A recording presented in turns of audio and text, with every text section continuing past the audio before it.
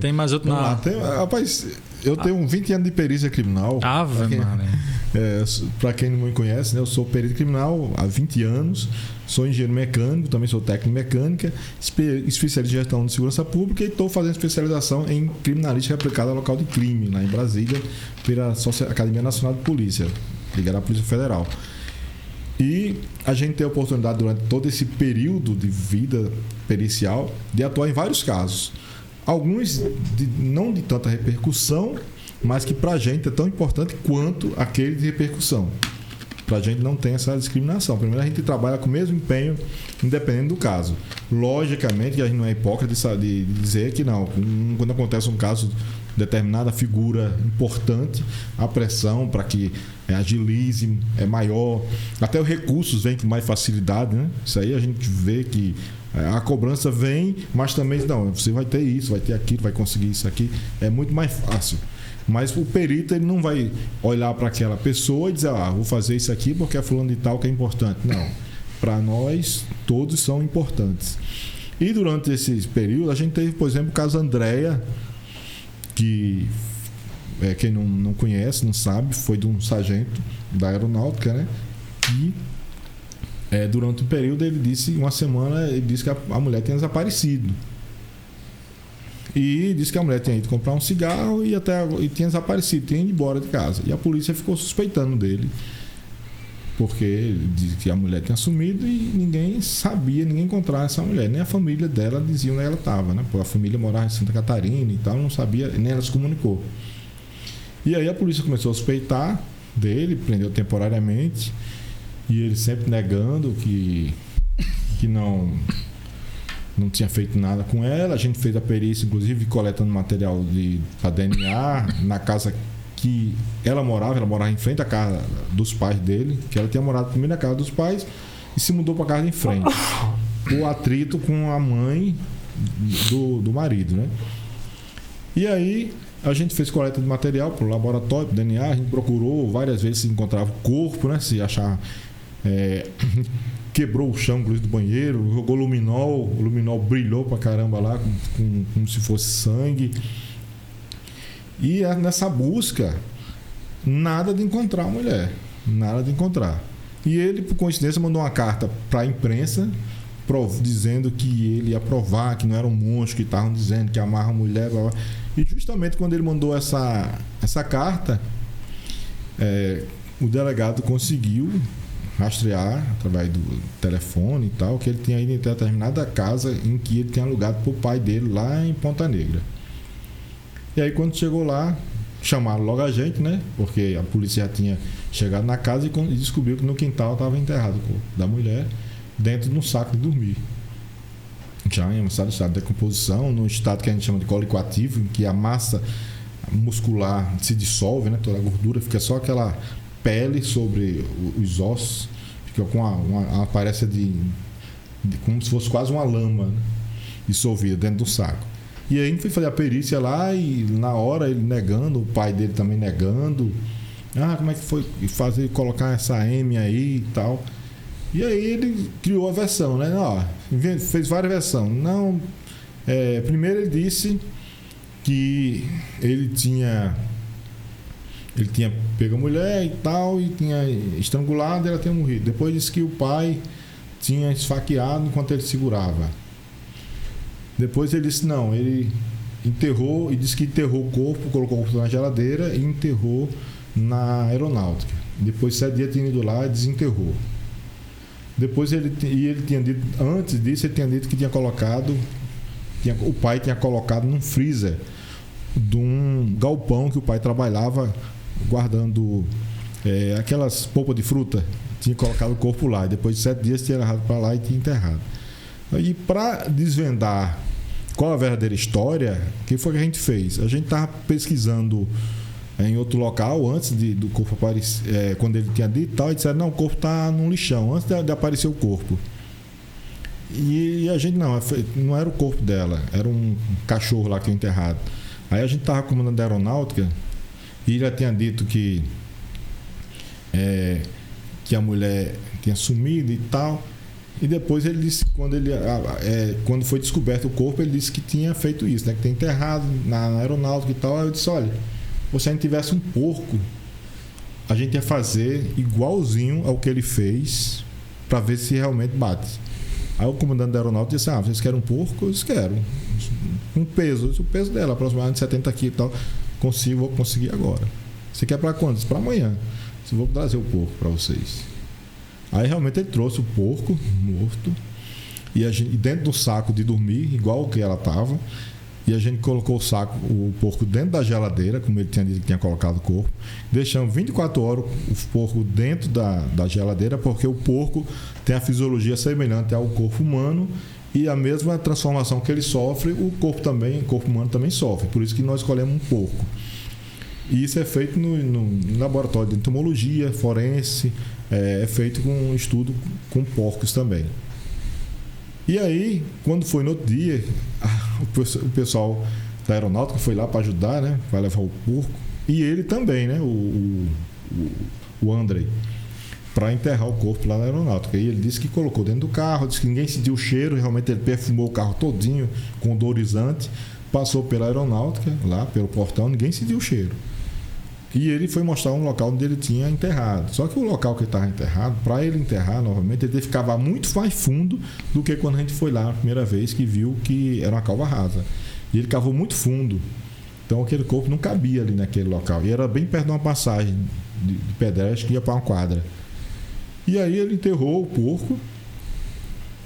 7 dias depois ele voltou lá, né? A perícia voltou lá para fazer com que ele desenterrasse. E aí nesse dia eu não pude ir, mas o Marco Brandão, que era o perito que estava responsável por elaborar o laudo também, e ele foi lá, acompanhou a retirada do corpo. Ele não conseguiu colocar o corpo de volta, porque o corpo escorregava e ele não colocava no porta-malas. E aí foi desfeita essa teoria de que ele tinha colocado realmente ela lá e colocado de volta no porta-malas, porque escorregava muito, que ficou no mesmo estado, né, cólico ativo, e ficava sebento, né, aquela gordura, e escorregava, ele não colocava. Passou mais de meia hora tentando colocar o corpo e não colocou. E quando foi feita a perícia, o laudo pericial indicando que era mais compatível ele ter colocado lá no freezer realmente, né, do que ter colocado lá. A gente também fez a reprodução simulada com todos eles da família, com o pai, com a mãe, com outro irmão que foi absolvido, com ele. Toda a reprodução simulada a gente fez com cada um separadamente, né? Com atores. E ele representou assim com a maior frieza, né? O marido representou com a maior frieza. Segundo ele teria colocado um travesseiro. Depois tinha que dizer para o pai. Quando voltou, ela não estaria viva e fez de novo. Quer dizer, ele reproduziu a cena com a maior simplicidade, assim e tal. E a gente acompanhou todas as oitivas quando ele ia ser ouvido. A mãe, o delegado chamava a gente para ouvir também, para opinar. Você quer eu pergunte alguma coisa e tal? Então foi uma perícia que a gente chama de perícia dinâmica, em que a perícia trabalha juntamente com a polícia civil em todo o processo investigativo. No final, todos foram condenados, menos o irmão que foi absolvido, né? O irmão, como passou de 2 anos, ele ia ser indiciado só por ocultação de cadáver, mas terminou sendo absolvido, que já tinha passado de 2 anos, e não foi nem indiciado. Mas a mãe foi indiciada e condenada como mentora, o pai também como partícipe e ele. Todos eles foram condenados, mas pelo tempo já estão já em liberdade provisória, né? Conseguiram o direito, né? A progressão de pena, né? Mas foi um caso assim de bastante repercussão. Quem quiser pode procurar na Netflix o episódio Abuso da Autoridade, né? Que tem o caso desse caso que a gente está falando. Vocês vão conseguir encontrar lá em Abuso da Autoridade, que é na 2ª temporada desse programa de investigação criminal que tem na Netflix.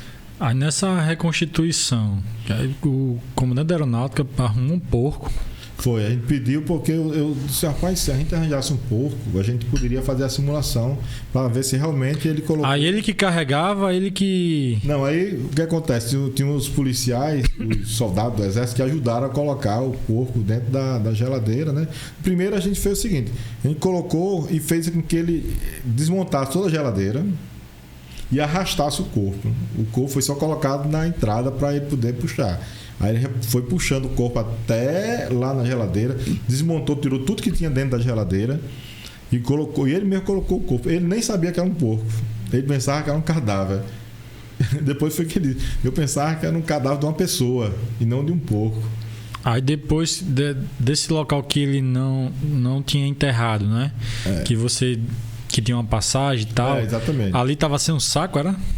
Não, tá. Ele colocou lá, do jeito que a gente tinha colocado na geladeira, ele colocou na geladeira, dentro do saco de dormir, que ele comprou inclusive no supermercado.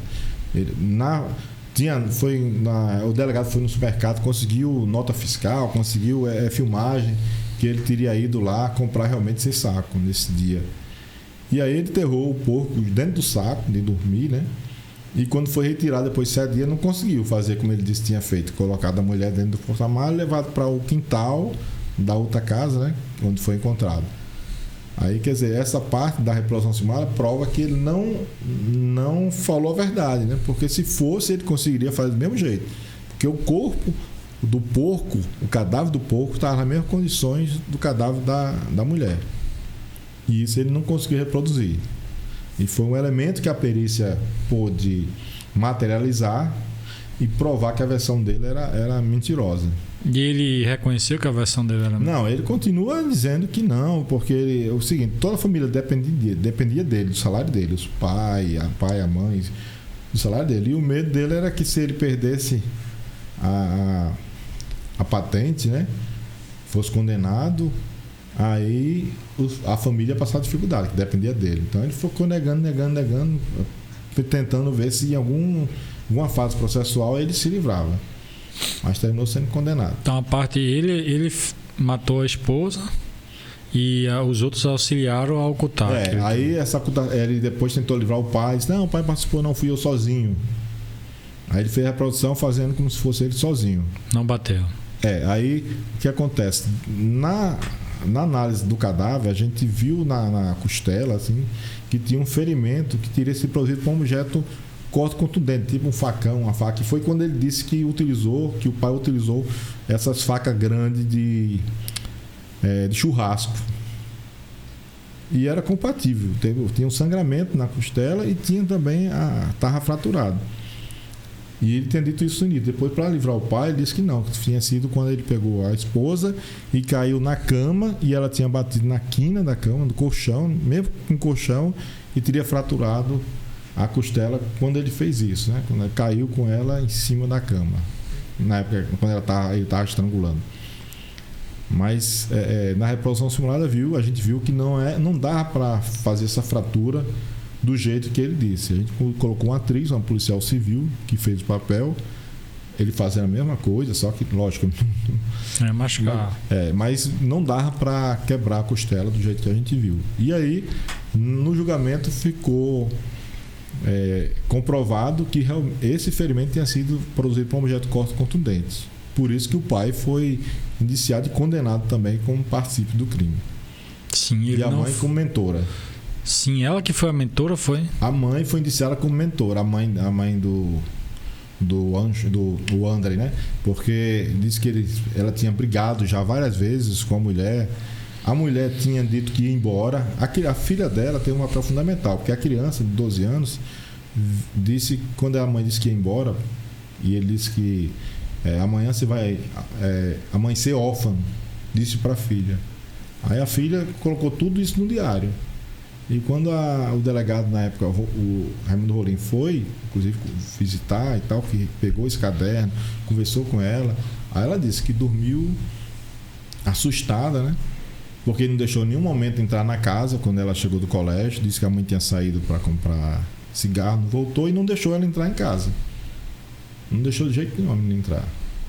E a menina ficou desconfiada dela. E nesse diário que ela fez, contava, né, que ele tinha dito isso, que ela ia amanhecer órfã. E tudo isso contribuiu no conjunto das provas, né? Para que ele houvesse o indiciamento dele e a condenação dele. Caramba, que trabalho importante, né, bicho? Não chega ao grande público, né? Isso aí. Pois é. Chega já a resolução do caso. Exatamente. Não chega esse trabalho, esses detalhes. Foi muito demorado. Isso está na Netflix, né? Está na Netflix. Netflix tá. Tá até o Marco Brandão apresentando, né? Contando a história. E tem a irmã dela falando também, tem a filha. Marco é o diretor, né? É o diretor. Na época ele estava comigo também na perícia de local de crime, né? E a gente fez toda a reprodução com filmagem, fotografia. Foi muito interessante. E a gente teve a oportunidade de ficar fazendo a entrevista com cada um, né? Assim, tentar fazer com que eles realmente falassem a verdade. E a gente vai confrontar com os vestígios que foram coletados, né, durante a investigação, durante a perícia, para ver se o que eles estão dizendo tem fundo de verdade. E foi esse o nosso trabalho, para tentar extrair a verdade. Rapaz, é um trabalho que eu vejo assim, quando eu converso com você, quando eu converso com o Marco, que eu encontro muito o Marco lá na SESED, é um trabalho que eu vejo que vocês são apaixonados, né? É verdade. Eu tenho 20 anos de perícia, eu poderia até não estar fazendo mais especialização, mas eu gosto tanto da perícia porque que é uma área tão ampla, né, que eu estou fazendo especialização para poder compartilhar com os colegas todo esse nosso aprendizado durante esse período de vivência, mas esse que eu estou aprendendo em Brasília, porque tem coisas novas que a gente aprende também, né? Aprende com os novos e aprende com os mais velhos. A gente está sempre aprendendo. E eu, como gosto muito da perícia, eu me sinto um estudante ainda. Eu nunca digo que sei ou que estou sabendo mais do que ninguém. Eu sou sempre um estudante. E a perícia, como é uma ciência, né? Uma ciência que abrange vários ramos do conhecimento, é instigante, porque você, para chegar a contribuir com a justiça, você se doa muito. E um dos problemas maiores que a gente tem hoje na perícia, não só aqui, mas no Brasil todo, é a deficiência de pessoal, né? Em a maioria dos estados tem muito pouco peritos. Os peritos trabalham muito mais depois da perícia feita no local, em casa, fazendo laudos. Hoje nós temos os mais peritos, e temos um dia para confecção de laudo. Na minha época a gente não tinha. Então a gente tinha que trabalhar em casa. E isso prejudica, porque você tem que dividir o seu tempo de lazer, de estar com a família, cuidando da sua vida pessoal, com o trabalho. Isso às vezes era até ruim, porque muitas vezes eu estava no computador e meus filhos estavam perto, vendo umas imagens que eu não gostaria que visse. Isso é prejudicial. Foi um caso... Porque fica constando no laudo tudo que aconteceu, as imagens ali. As fotos eu levava muito, né, para casa. Hoje não, mas antes eu levava muitas fotos para fazer o laudo em casa.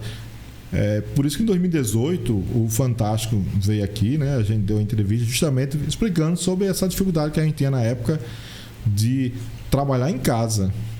Porque meus filhos usavam computador e eu também tinha que usar.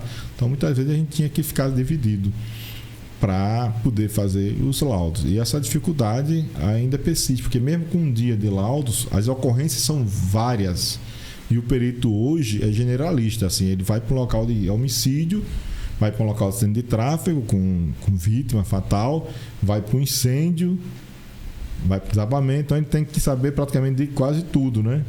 Tem que dominar muita área de conhecimento. E o ideal não, é ideal você ter, por exemplo, uma perícia que tenha especialista em local de crime contra a vida, local de crime contra o patrimônio, como arrombamento e disparo de arma de fogo, outro em acidente de tráfego, porque a gente tem que fazer vários cursos em várias áreas para poder dominar esses assuntos todos. Mas o ideal é você ser especialista, você se dedicar àquela área que você tem mais afinidade e que também pode contribuir mais com porque a você justiça. Aprofunda mais aquilo ali. Aprofunda mais.